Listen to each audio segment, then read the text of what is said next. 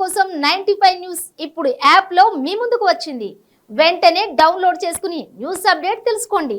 ప్రతి క్షణం ప్రజాక్షేమం కోసం. జగిత్యాల పట్టణం టీఆర్ నగర్లోని గుట్ట శివారు ప్రాంతంలో సర్వే నంబర్ 437/112/2 ప్రభుత్వ స్థలం 220 ఎకరాల్లో జిల్లా వ్యాప్తంగా ఉన్న వేలాది మంది ఇళ్లు లేని నిరుపేదలు గుడిసెలు వేసుకున్నారు. ఈ గుడిసెల పోరాటం సుమారు 3 నెలలకు కొనసాగుతున్నప్పటికీ నిన్న అర్ధరాత్రి సమయంలో అక్కడే నివాసం ఏర్పరచుకొని నివసిస్తున్న వారిని వెళ్లగొట్టి రెవెన్యూ అధికారులు మరియు పోలీసు సిబ్బంది ఆధ్వర్యంలో పూర్తిగా గుడిసెలను తొలగించారు. అదేవిధంగా సిపిఎం పార్టీ రాష్ట్ర నాయకుడు లెల్లాల బరాకృష్ణను, ఇళ్ల స్థలాల కన్వీనర్ గర్వందుల రమేష్, సిపిఎం జిల్లా నాయకులు సిరికొండ చంద్రయ్య, వెంకటచారి, హరీష్లను రాత్రి సమయంలో అరెస్ట్ చేసి వివిధ మండలాల పోలీస్ స్టేషన్లకు తరలించారు. తెల్లవారుజామున మిగతా నాయకులు సిపిఎం పార్టీ రాష్ట్ర నాయకుడు భూతం సారంగపాణి ఆధ్వర్యంలో అరెస్ట్ అయిన నాయకులను వెంటనే విడిచిపెట్టాలని ఆర్డీఓకి మెమోరాండం ఇచ్చేందుకు వెళ్ళగా వ్యవసాయ కార్మిక సంఘం ప్రధాన కార్యదర్శి నాని శారద, మల్యాల సురేష్, పద్మ, సుజాతలను మధ్యలోనే అడ్డుకొని అరెస్ట్ చేయడం జరిగింది.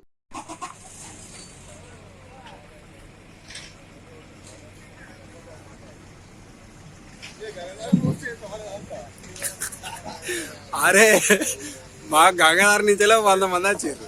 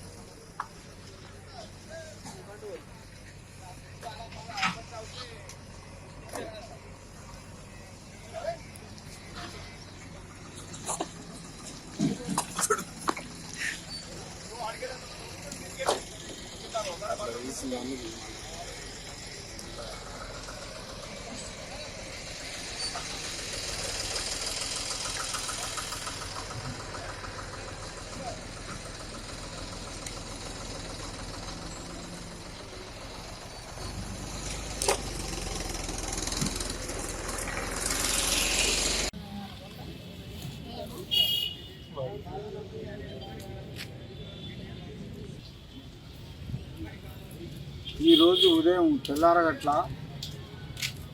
పోలీసు వాళ్ళు 3:30-4 గంటల మధ్యలో అకస్మాత్తుగా వచ్చి టీఆర్ నగర్ పక్కన 437 సర్వే నెంబర్లో దాదాపు 4 నెలల నుండి గుడిసెలు వేసుకొని నివాసం ఉంటున్న గుడిసెవాసులను, భూమి లేని నిరుపేదలకు నాయకత్వం వహిస్తున్న సిపిఎం ఆధ్వర్యంలో జరుగుతున్న భూపోరాటాన్ని డిస్టర్బ్ చేసే పద్ధతిలో బలవంతంగా అక్కడ గుడిసెలలో ఉన్న వాళ్ళని నిలగొట్టి కొందరిని అరెస్ట్ చేసి వాళ్ళని ఎక్కడ తీసుకుపోయిందో కూడా ఇంతవరకు మాకు సమాచారం లేదు.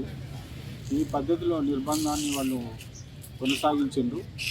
మా సిపిఎం పార్టీ రాష్ట్ర నాయకత్వం సీఎం గారిని కలిసి మెమోరాండం ఇచ్చి మేము భూమి లేని పేద ప్రజల కొరకు 69 సెంటర్లలో భూ పోరాటం చేస్తున్నాం. మేము భూమి లేని వాళ్ళను గుర్తించినాం. ప్రభుత్వ భూములను కూడా గుర్తించి ఉంచడం జరిగింది. ఈ విషయంలో మీరు సహకరించి వాళ్లకు ప్లాట్లను పంచి ఇల్లు కట్టుకోవడానికి డబ్బులు ఇవ్వాలని వినతిపత్రం ఇవ్వడం జరిగింది. సీఎం గారు దాదాపుగా మంచి గౌరవం ఇచ్చి, సాధారణంగా వాళ్ళు గౌరవించి స్పందించారు. మేము కూడా భూములు ఇస్తాం, అలాగే వాళ్ళు ఇల్లు కట్టుకోవడానికి డబ్బులు ఇస్తామని మాట్లాడారు. మరి అటువంటిది అలా ఎందుకు అరెస్ట్ చేసినట్టు, ఈ అరెస్టుకు గల కారణం ఏంటిది, వీళ్ళు ఎక్కడెక్కడ ఉన్నారో కూడా మాకు తెలియకుండా ఉన్నది.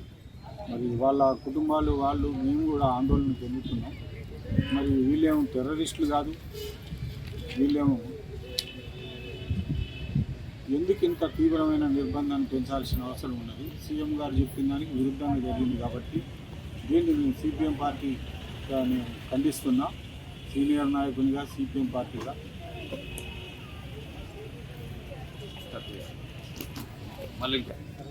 అరెస్ట్ చేసిన వాళ్ళను తక్షణమే విడుదల చేయాలని మేము కోరుతున్నాము. ఈ విషయంలో అధికారులు వాస్తవాన్ని అర్థం చేసుకొని స్పందిస్తారని మేము ఆశిస్తున్నాము. వెంటనే అరెస్ట్ చేసిన వాళ్ళని విడుదల చేయాలని డిమాండ్ చేస్తున్నాము.